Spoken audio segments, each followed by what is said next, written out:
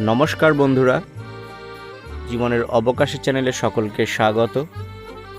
আমি পুলকেশ।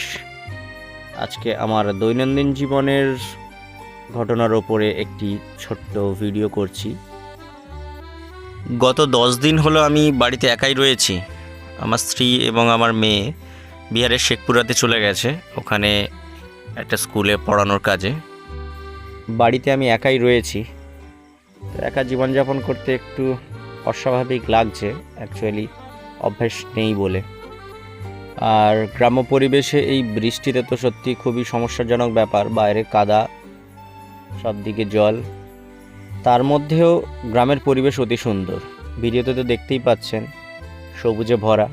আমার এই পুকুরটা আমি আর একসময় পরিষ্কার করেছিলাম, কিন্তু ভরে গেছে আবার পানাতে। তবে এই সবুজ পানা দেখতে খুবই সুন্দর লাগে, চোখ জুড়িয়ে যায়। এখনও তো বৃষ্টি পড়ছে, আর মাছকে আমি খেতে দিতে এসেছি। আর জাল নিয়ে আসবো, আমি জালটা ফেলে মাছটা ধরবো, কেননা দুপুরের খাবার তো রান্না করতে হবে, তা না হলে চলবে না। কিছু ভাত ছিল, ভাতটা দিচ্ছি। আর এই দেখুন, বেশ পুঁই শাকগুলো লাগিয়েছিলাম গরমের সময়, মানে ওই বৈশাখ মাসের শেষের দিকে। আর এখন গোড়ায় মাটি দিয়ে দিচ্ছি, বেশ ভালোই হয়েছে, একেবারে খারাপ না।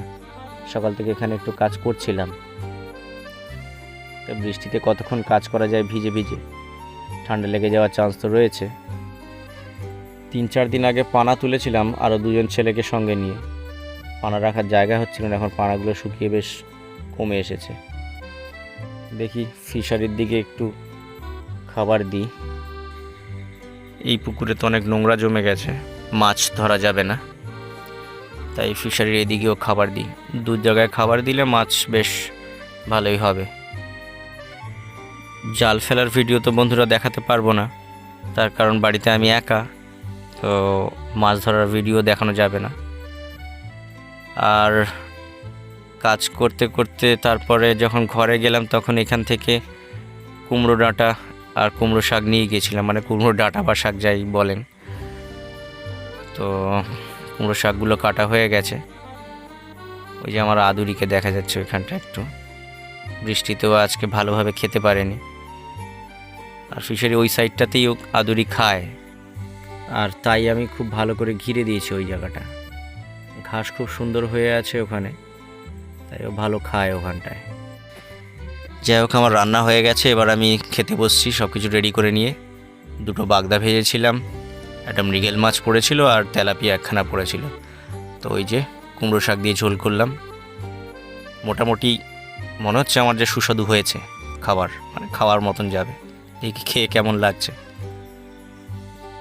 না, ঠিক আছে, স্বাদ একেবারে খারাপ হয়নি। গিনিকে একটা ছবি তুলে রেখে দিয়েছি, পাঠাবো বলে। ওখানে তো ওরা মাছ খুব একটা বেশি খেতে পারে না, সমস্যা হয়ে যায় বাজার করা, স্কুল থেকে ফিরে বাজার করা প্রবলেম হয়ে যায়, ভোরবেলা স্কুলে যেতে হয়।